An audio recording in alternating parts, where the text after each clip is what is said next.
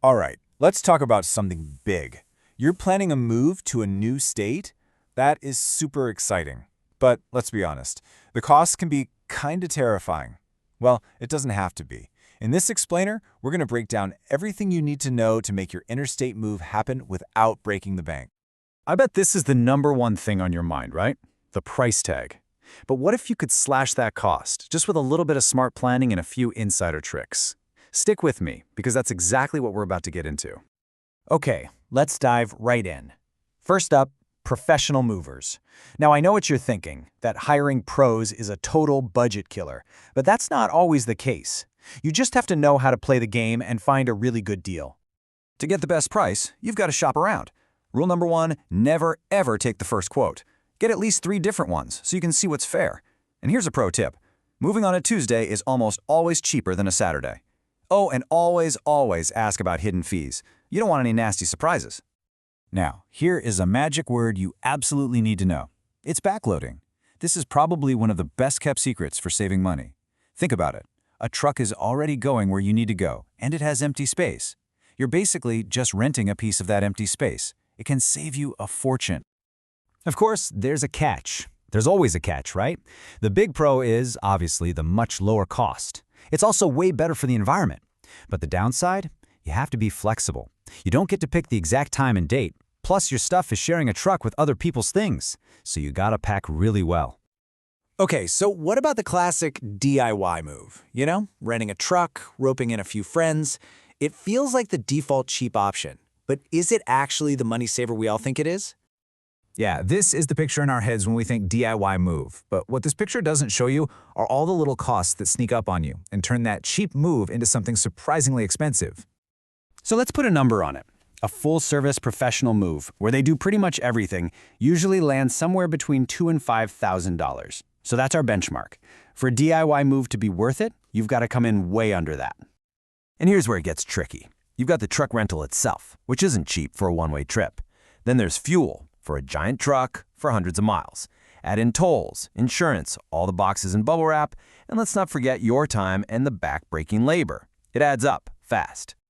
All right, whether you hire pros or just ship your boxes, you've got to decide how your stuff is going to get from point A to point B. Let's quickly look at the big 3: air, road, and rail. It really all comes down to a classic trade-off: speed versus cost. As you can see, flying your stuff is, no surprise, the fastest way to get it there, but it's also by far the most expensive. Road is that flexible middle ground. And rail? Well, it can take a bit longer, but for big moves over long distances, it can be a really smart, cost-effective option. So here's the bottom line. Need your things like yesterday? Air is your answer. Want total control over the schedule with door-to-door service? Go with the truck on the road. But if you're moving a whole house full of stuff across the country and saving money is key, you should seriously look into rail. Okay, now we get to what is, without a doubt, the single most powerful way to save money on your move. It doesn't matter how you do it, pro, DIY, whatever. The logic is so simple. The less stuff you move, the less you pay. It's time to downsize. First things first, be ruthless. Go through every room and look at every single piece of furniture. That bookshelf you never really liked, the chair that just collects clothes, sell it. Use an online marketplace and turn that clutter into cold, hard cash for your move. Next up, for the things that are still good but maybe not worth selling, donate them. So many charities would love your old furniture or appliances, and here's the best part. A lot of them will come and pick it up for free. That's a huge win. And finally, for anything that's left, the broken stuff, the junk, just get rid of it. Every single item you leave behind is one less thing you have to pay to move. A lighter load means a fatter wallet. It's that simple. Let's talk packing for a second. Don't go out and buy $100 worth of boxes. Go to your local grocery or liquor store. They have tons of sturdy boxes they're just going to throw away. Use your suitcases and laundry baskets. Take apart big furniture. It saves a shocking amount of space. And trust me, label every single box. Your future self will thank you. All right, we are in the home stretch now. We've talked about getting quotes, the real cost of DIY, and the power of downsizing. This last piece of the puzzle is all about smart planning, because when you move can be just as important as how you move. Seriously, your calendar is a secret weapon here. Booking way in advance almost always gets you a better rate. And try to avoid moving at the end of the month when everyone else is. Mid-month is the sweet spot. But the biggest key? If you can be flexible with your exact dates, you open up a world of better deals.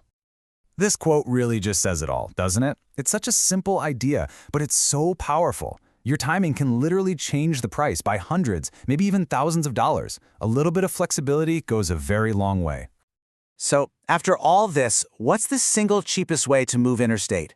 Well, the truth is, there's no one right answer. It really comes down to you and your situation. It's a balance of these three things. How flexible can you be? How much stuff are you really moving? And how much of the heavy lifting are you willing to do yourself? And there you have it. You've got the entire playbook now, from finding deals with pros to mastering downsizing. You have all the tools you need to make this move affordable. So the only question left is, what's your smart move going to be?